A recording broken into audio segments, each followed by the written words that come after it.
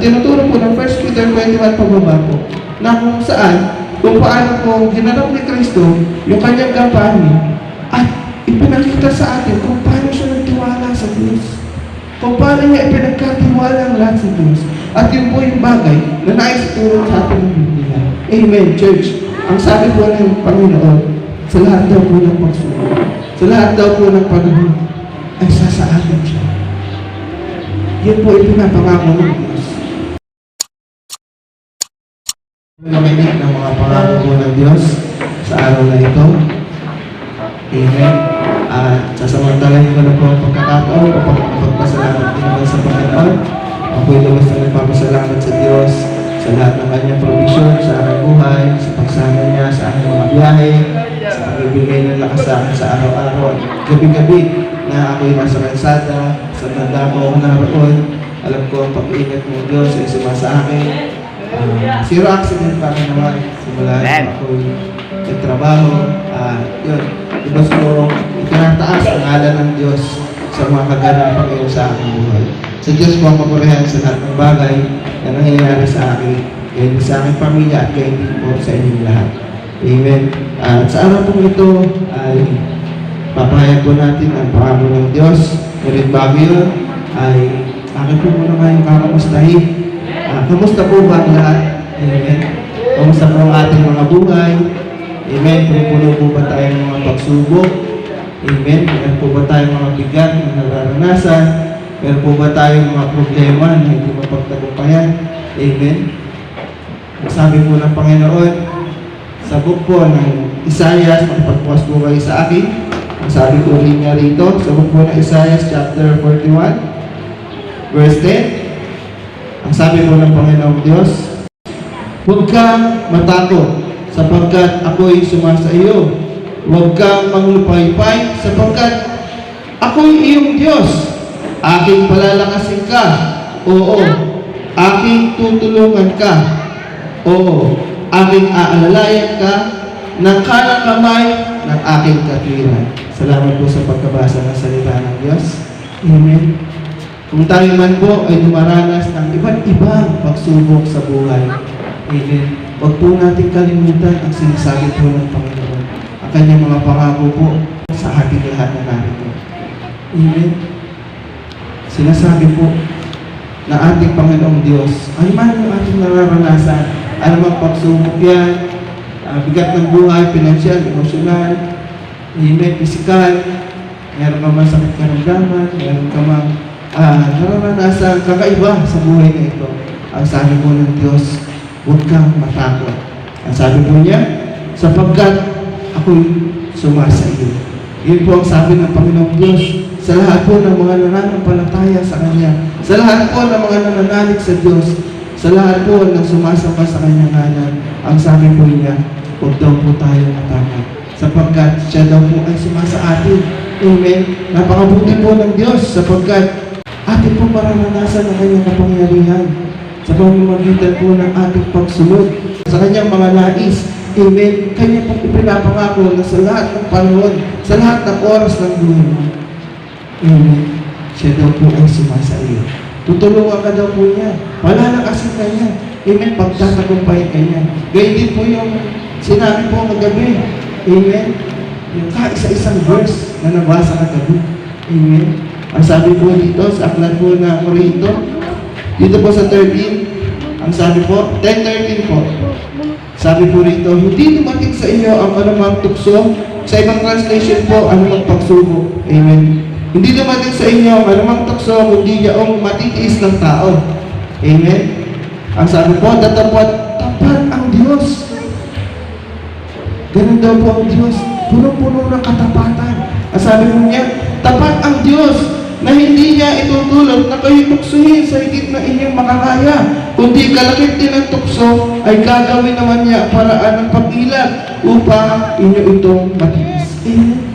Sa ibang translation po, pagtatagumpayan po tayo ng Diyos sa namin niya. Ano bang pagsubok na inyong nararanasan? Ang sabi po, hindi po pahingin tulutan ng Diyos na maranasan mo yung pagsubok na higit sa iyong kakayanan. Amen. Alam ng Diyos na pagka dumating, kasi siya po yung tester. Amen. Dadaan po tayo lahat sa testing at ito po yung buhay dito sa mundo na punong-puno ng kabigatian. Amen? Dadaan po tayo lahat yan. Pagtitiis, mararanasan po natin yan. Hindi po porkit tayo sumamba sa Diyos ay hayahay na buhay. Hindi po, mas matindi ang laban. Amen? Kasi hindi papayag yung kaaway na hindi kanya, na maniligtas ka, na hindi kanya magugulo. Amen? Hindi papayag yung kaaway na basta ka na okay, sige. Hindi po siya papayag. Gusto niya kasama kanya sa ilalim ng piyerno. Kasi gano'n po siya kagulo. Amen? At guguluhin kayo. Amen? Kaya po puno ka ng pagsubok, puno ka ng kapagkatian. Kasi alam niyo po, natutunan ko, may nagsabi sa akin to, or nabasa rin naman niya. Nasabi ko niya sa akin na, the hardest thing to do in this life is, ano po sa palagay mo? Yung pinakamahirap na gawin sa mundo ito. Ang pinakamahirap po gawin sa mundo ito. The hardest thing to do in this life is the right thing to do. Kapag gumagawa ka ng tama, sa buhay ko ako, kita niyo naman, ubis na ako. Kailangan ko mag-diet. Pero ano yung tamang gawin? Alam ko yung pagda-diet, ano yung tamang gawin, pero ang hirap. Di mo ba? Mahirap. Amen? So maraming bagay po sa mga ito na talagang mahirap gawin. Pagka po tama yung ginagawa mo, at kapag po nahihirapan ka na sa isang bagay na ginagawa mo, ang positibong pananaw po dyan, tama kasi yung ginagawa mo. Nahihirapan ka sumunod sa Diyos, tama kasi yung ginagawa mo. Nasa tama ka, nasa tamang landas ka, makipot yung daan, tinatahak mo, nasisikipan ka, tama kasi yun eh. Yun yung tamang gawin. Mahirap, oo, nandyan. Kasi nga, sabi nga ng Bible, ang minutuloy ko ng kapigatian eh. Nandun na tayo, given na yun eh. At sabi mo po, doon po sa verse na 1 Peter 2, verse 21, sabi po, ang pagtitiis ng hirap ay bahagi ng pagkahirap sa iyo ng Diyos o pagkatawag sa iyo ng Diyos. So, pag tumawag ka ng Diyos at nandiyan ka sa upuan na yun, bahagi po ng pagkatawag sa iyo ang pagtitiis ng hirap. Amen. Ang pagtitiis, bakit po kaya kailangan may pagtitiis? Bakit po kailangan dumanas tayo ng ganun pagtitiis? Amen. Dahil sa pagtitiis na ito, hindi mo katatagan. At makikita na ang bawat isa sa atin na kailangan natin pagtiwalaan ng Diyos. Na kailangan natin ang Diyos sa buhay natin dahil hindi tayo magtatagumpay na wala ang Diyos. Amen. Kaya nga po siya nangangako na once na ikaw ay nagdulupay-pay, once na ikaw ay nanghihina, tutulungan ka ng Diyos. Lagi mo siyang maaalala, lalo na po ang puso mo, ang sinisigaw, ay ang Diyos. Ay ang kanyang pangalan. Amen. Ang sabi pa po ron, di po ba? Sapagkat na si Kristo ay nagtiis para sa walang kakwenta-kwenta ng buhay natin noon. Amen? Para sa walang kabuhay-buhay natin, buhay noon. Di ba? Nag-iwan siya na isang halimbawa na dapat natin lubos na tularan. Amen? Nung siya po ay sinaktan, nung siya po ay dinuraan, nung siya ay tiniyak, hindi po siya lumantay. Hinayaan niya lang. Amen? Hinayaan niya lang. Nung siya itako, hinayaan niya lang. Patayin siya, pinatay ko siya, hinayaan niya lang lahat yun. Para kanino po ba yun? Para sa kanya lang? Trip niya lang? Hindi po. Sinunod ka kasi ang kalooban ng Diyos para po baligtas ang bawat isa sa atin. Amen. Amen. Ganun po siya mabuti. At ang sabi pa po ron, lahat ng bagay na yun, tiniis niya at hindi siya nagiganti kailanman. Bagkos, ang ginawa niya po, alam niyo po ano, yung bagay na dapat natin lubos ng tularan na ginawa niya, pinagkatiwala niya ang lahat sa Diyos. Amen. Pinagkatiwala ng lahat sa Diyos. At yun po ang nais at ibig ng Diyos na gawin natin. Yung pagtiwalaan po natin siya.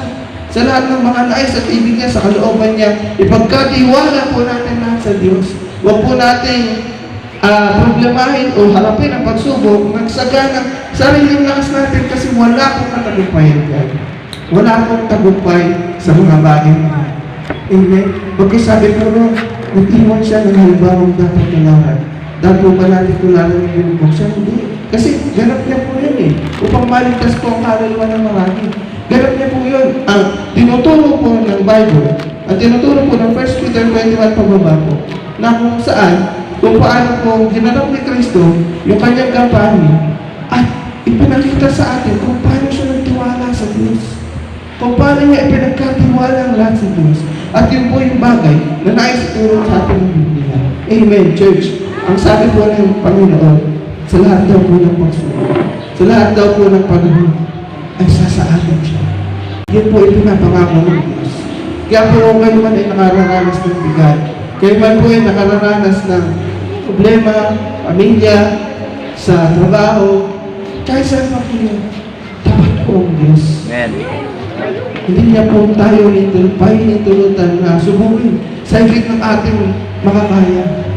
Amen. Laging kaya natin yun sapagkat nariyan ang Diyos. At tinutulong po niya na lagi po siyang pagtiwalaan dahil tapat po ang Diyos. Ganun po siya kabuti. Ganun po tayo ang mahal ng Diyos. Amen. Kaya po pinangangako po ating maranasan ang kanyang pagsama sa ating mga buhay. At yun po ang pangako ng Diyos sa araw ko. Salamat po sa pagkakasa ng Diyos. Walang pangako natin ng Diyos.